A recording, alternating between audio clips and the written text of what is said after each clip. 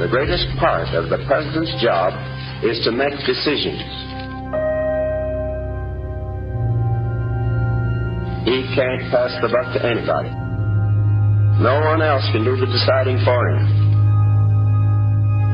There is no job like it on the face of the earth. In the power which is concentrated here at this desk, and in the responsibility and difficulty of the decision.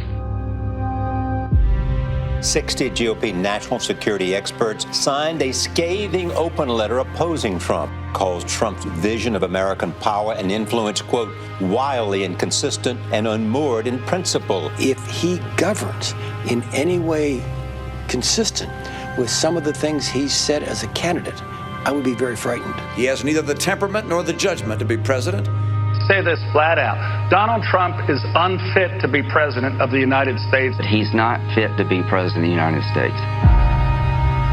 I know something of the solemn responsibility of leading.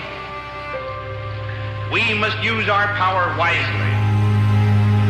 I think there are many people in the upper echelons of the military that are very concerned, not only about some of the things that Mr. Trump has already said he's going to ask the military to do, but more importantly, I think there's an inability for Mr. Trump, at least the way it's been seen, to take advice. Right. And on what basis is he going to make his decisions? It certainly won't be on any sort of deep knowledge of foreign affairs and national security, because he doesn't have any. He seems to think that he has all the answers, and that he doesn't need any advice from staff or anybody else. And that falls under the category of toxic leadership. Our diplomats are instructed to avoid purely rhetorical hostility.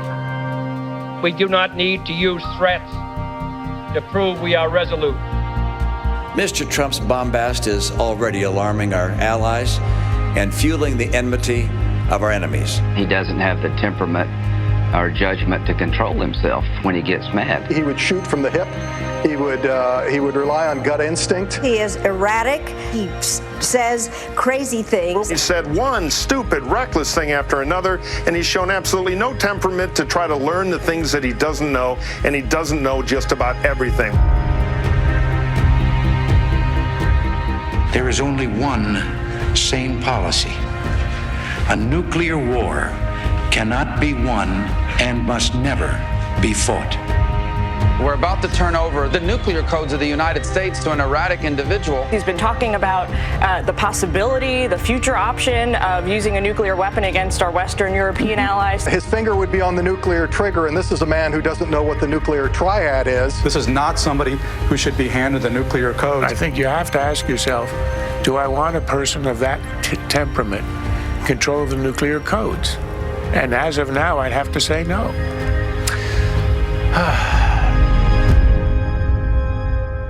Regardless of your politics, whether you are Republican or Democrat, your fate is tied up with what is done here in this room.